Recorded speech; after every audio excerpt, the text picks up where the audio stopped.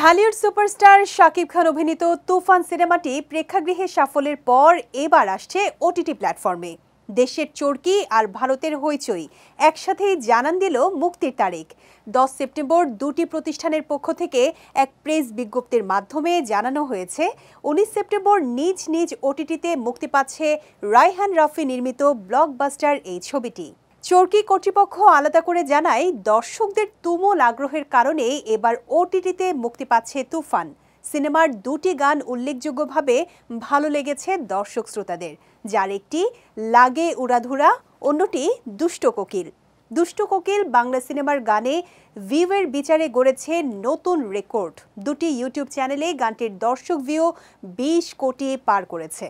তুফান সিনেমাটি প্রেক্ষাগৃহে মুক্তি পায় 17 জুন। দেশের বাইরেও জনপ্রিয়তা পায় সিনেমাটি।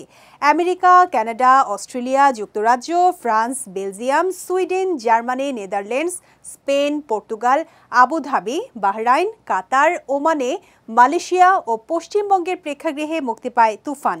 প্রায় সব জায়গাতেই সিনেমাটির প্রশংসা করেন প্রবাসী বাঙালিরা। তুফান সিনেমায় শাকিব খানের বিপরীতে অভিনয় করেছেন ভারতের মিমি চক্রবর্তী এবং বাংলাদেশের নাবিলা।